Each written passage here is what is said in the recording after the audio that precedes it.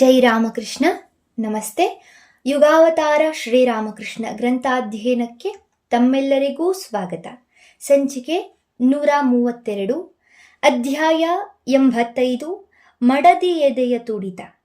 ಇತ್ತ ದಕ್ಷಿಣೇಶ್ವರದಲ್ಲಿ ಶ್ರೀರಾಮಕೃಷ್ಣರು ಓರ್ವ ಕಾಷಾಯಧಾರಿಗೂ ಮಿಗಿಲಾದ ಭಗವನ್ಮಯ ತ್ಯಾಗಪೂರ್ಣ ಜೀವನವನ್ನು ನಡೆಸುತ್ತಿದ್ದರೆ, ಅತ್ತ ದೂರದೊಂದು ಊರಿನಲ್ಲಿ ಮತ್ತೊಂದು ಜೀವ ಅನುದಿನವೂ ಅವರನ್ನೇ ನೆನೆಯುತ್ತಾ ಅವರಲ್ಲೇ ತನ್ನೆಲ್ಲ ಭರವಸೆಗಳನ್ನಿರಿಸಿ ದಿನ ತಳ್ಳುತ್ತಿದೆ.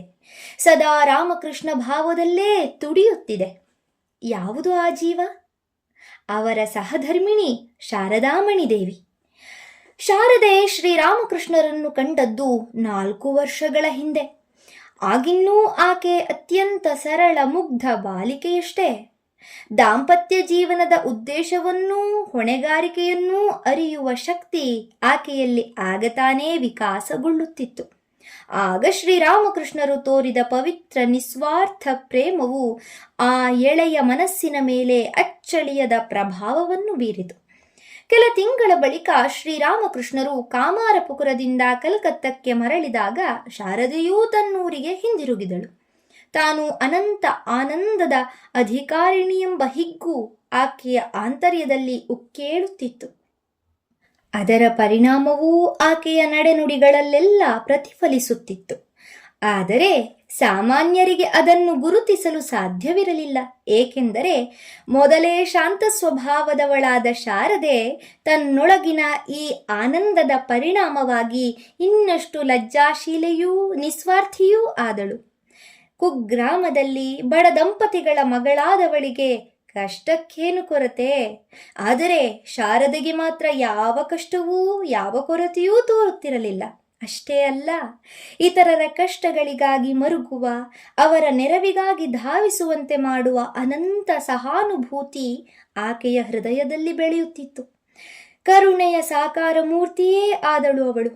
ಮತ್ತೊಬ್ಬರಿಗೆ ತಾನು ತೋರಿದ ಪ್ರೀತಿಗೆ, ಮಾಡಿದ ಉಪಕಾರಕ್ಕೆ ತಕ್ಕ ಪ್ರತಿಸ್ಪಂದನವಿಲ್ಲದಿದ್ದರೂ ಅವಳಿಗೆ ಬೇಸರವಿಲ್ಲ.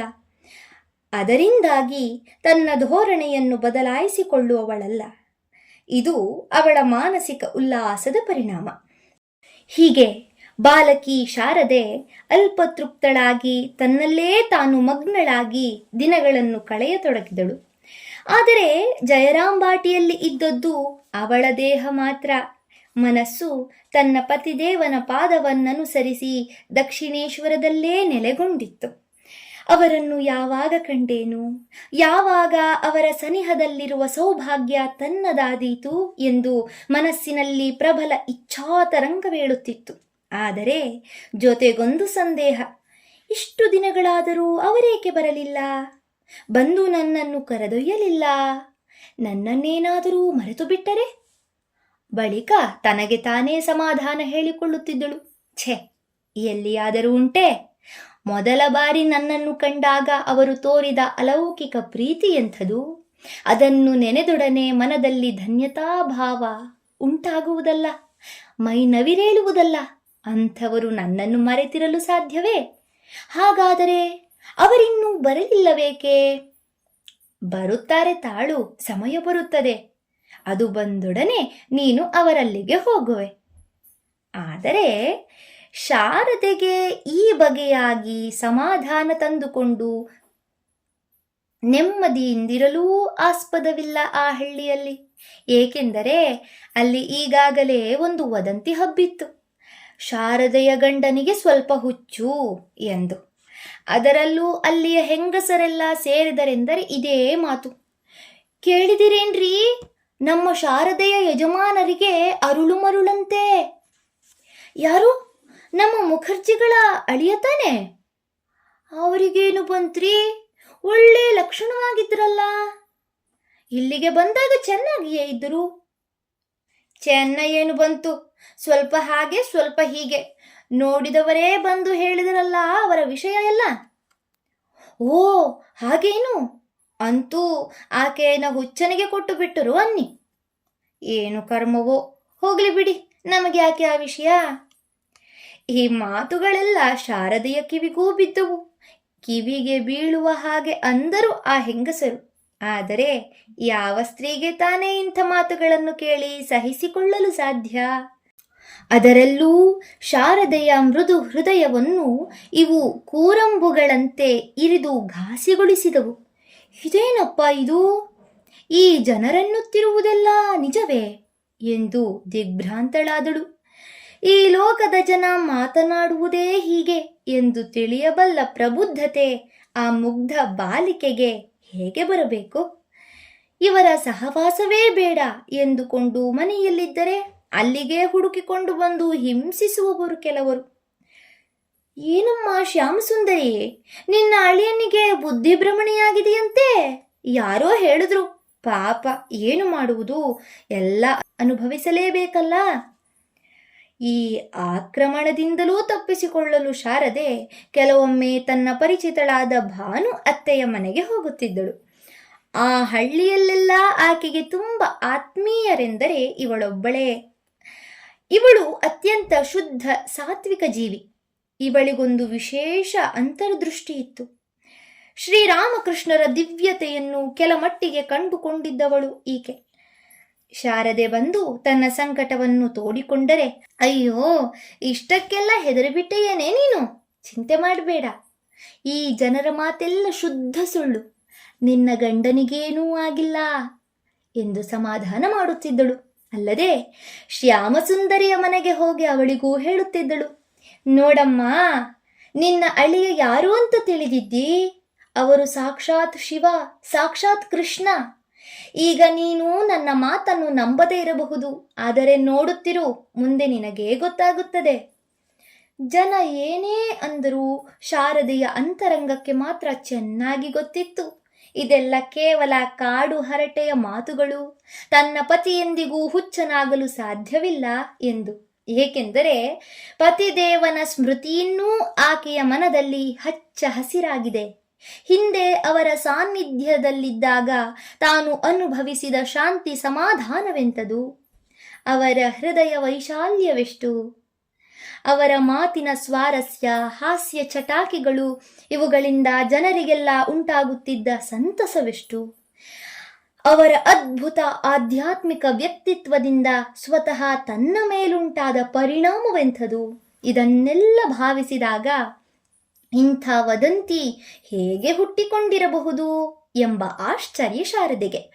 ಆದರೂ ಇಷ್ಟೊಂದು ಜನ ಹೇಳುತ್ತಿರುವಾಗ ಏನಾದರೂ ಸತ್ಯವಿರಬಹುದೇ? ವಿಧಿ ಇಚ್ಛೆಯಂತೆ ಒಂದು ವೇಳೆ ಅದೇನಾದರೂ ನಿಜವಾಗಿದ್ದರೆ ತಾನಿಲ್ಲಿ ಸುಮ್ಮನಿರುವುದು ತರವೇ?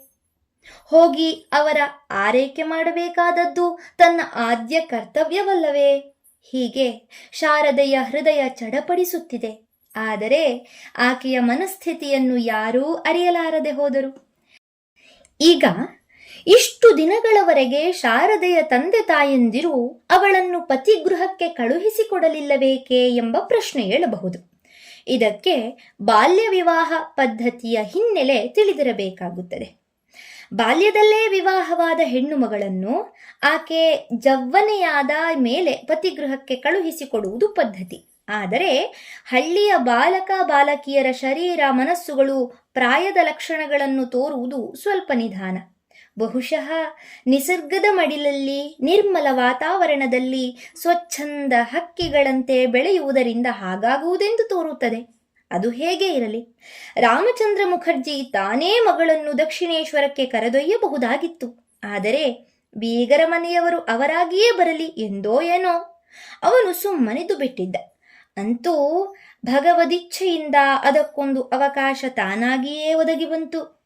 ಅದು 1872 ಮಾರ್ಚ್ ತಿಂಗಳು. ಕೆಲವೇ ದಿನಗಳಲ್ಲಿ ಶ್ರೀ ಚೈತನ್ಯ ಜಯಂತಿ. ಬಂಗಾಳದಲ್ಲಿ ಇದು ದೋಲ್ ಪೂರ್ಣಿಮೆ ಅಥವಾ ದೋಲೋತ್ಸವ ಎಂದು ಪ್ರಸಿದ್ಧ. ಆ ಪವಿತ್ರ ದಿನದಂದು ಗಂಗಾ ಸ್ನಾನ ಮಾಡಲು ಬಂಗಾಳದ ದೂರ ದೂರದ ಪ್ರದೇಶಗಳಿಂದಲೂ ಭಕ್ತಾದಿಗಳು ಕಲ್ಕತ್ತಕ್ಕೋ ಇತರ ಸ್ಥಳಗಳಿಗೋ ಹೋಗುತ್ತಾರೆ. ಆ ವರ್ಷ ಶಾರದೆಯ ದೂರದ ಬಂಧುಗಳು ಕೆಲವರು ಕಲ್ಕತ್ತಕ್ಕೆ ಹೊರಟಿದ್ದರು. ಇಂಥ ಅವಕಾಶಕ್ಕಾಗಿಯೇ ಕಾಯುತ್ತಿದ್ದ ಶಾರದೆ ತನ್ನನ್ನೂ ಕರೆದುಕೊಂಡು ಹೋಗಬೇಕೆಂದು ಅವರಲ್ಲೊಬ್ಬ ಮಹಿಳೆಯನ್ನು ಕೇಳಿಕೊಂಡಳು. ನೇರವಾಗಿ ತಂದೆಯ ಬಳಿಯೇ ಹೇಳಿಕೊಳ್ಳಲು ನಾಚಿಕೆ. ಇದನ್ನು ಊಹಿಸಿ ಆ ಮಹಿಳೆಯೇ ಅವಳ ನೆರವಿಗೆ ಬಂದಳು. ರಾಮಚಂದ್ರ ಮುಖರ್ಜಿಯ ಬಳಿ ವಿಷಯವನ್ನು ಪ್ರಸ್ತಾಪಿಸಿದಳು. ಅವನಿಗೆ ಕೂಡಲೇ ಹೊಳೆಯಿತು ತನ್ನ ಮಗಳು ಕಲಕತ್ತೆಗೆ ಹೊರಟಿರುವುದರ ನಿಜವಾದ ಉದ್ದೇಶವೇನೆಂದು. ಮಗಳೊಂದಿಗೆ ತಾನೇ ಹೊರಟು ನಿಂತ. ಜಯರಾಮ್ ಬಾಟಿಯಿಂದ ಕಲ್ಕತ್ತಕ್ಕೆ 60 ಮೈಲಿಯ ಸುದೀರ್ಘ ಪ್ರಯಾಣ. ರೈಲು ಬಸ್ಸಿನ ವ್ಯವಸ್ಥೆಯೇನೂ ಇರಲಿಲ್ಲ. ಯೋಗ್ಯತೆ ಇದ್ದವರು ಬೇಕಾದರೆ ಪಲ್ಲಕ್ಕಿಯಲ್ಲಿ ಹೋಗಬಹುದಾಗಿತ್ತು. ಆದರೆ ರಾಮಚಂದ್ರನಂಥವರಿಗೆ ಅದು ಕೈಗೆಟಕುವ ಮಾತಲ್ಲ. ಇನ್ನುಳಿದುದೊಂದೇ ಉಪಾಯ, ಕಾಲ್ನಡಿಗೆ. ರಾಮಚಂದ್ರ, ಶಾರದೆ ಹಾಗೂ ಊರಿನ ಇನ್ನೂ ಕೆಲವರು ಕಾಲ್ನಡಿಗೆಯಿಂದಲೇ ಕಲ್ಕತ್ತದತ್ತ ಸಾಗಿದರು. ಹೆಚ್ಚಿನ ಭಾಗ ಕಾಲ್ದಾರಿಯಾಗಿಯೇ ಪ್ರಯಾಣ. ವಸಂತ ಋತು ಆಗತಾನೇ ಹೆಜ್ಜೆ ಇಟ್ಟಿತ್ತು. ಪ್ರಕೃತಿ ದೇವಿ ಹೊಸ ವರ್ಷವನ್ನು ಸ್ವಾಗತಿಸಲು ಹಸಿರನ್ನುಟ್ಟು ಸಜ್ಜಾಗಿದ್ದಳು. ದಾರಿಯುದ್ದಕ್ಕೂ ಪಚ್ಚೆ ಪೈರಿನಿಂದ ತುಂಬಿದ ಹೊಲಗದ್ದೆಗಳು, ಅರಳಿದ ತಾವರೆಗಳಿಂದ ಕಂಗೊಳಿಸುವ ಕೆರೆ ಕೊಳಗಳು ಕಣ್ಣಿಗೆ ತಂಪು ನೀಡುತ್ತಿದ್ದವು. ಅಶ್ವತ್ಥಾದಿ ಮಹಾವೃಕ್ಷಗಳು ಬಳಲಿದ ಪಯಣಿಗರನ್ನು ತಣಿಸುತ್ತಿದ್ದವು.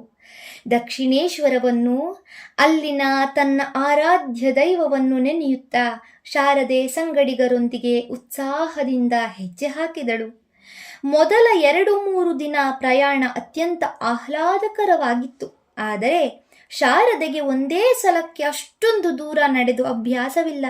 ಆದ್ದರಿಂದ ಕಾಲುಗಳು ಸೋತುವು, ಹೆಜ್ಜೆ ನಿಧಾನವಾಯಿತು, ಎಳೆಯ ಶರೀರ ಬಳಲಿತು.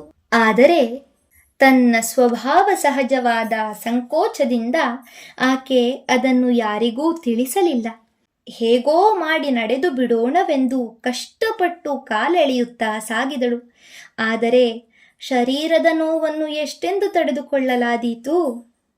ಮರುದಿನವೇ ಕೆಂಡಾಮಂಡಲ ಜ್ವರ. ರಾಮಚಂದ್ರನಿಗೆ ಚಿಂತೆ ಹತ್ತಿತು. ಬೇರೆ ಉಪಾಯಗಾಣದೆ ದಾರಿಯಲ್ಲಿದ್ದ ಒಂದು ಸತ್ರದಲ್ಲಿ ಮಗಳೊಂದಿಗೆ ಇಳಿದುಕೊಂಡ.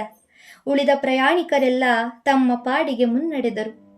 ಮಾರ್ಗ ಮಧ್ಯದಲ್ಲೊದಗಿದ ಆಪತ್ತಿನಿಂದ ಶಾರದೆಗುಂಟಾದ ಆತಂಕವನ್ನು ಭಾವಿಸಿ ನೋಡಬೇಕು.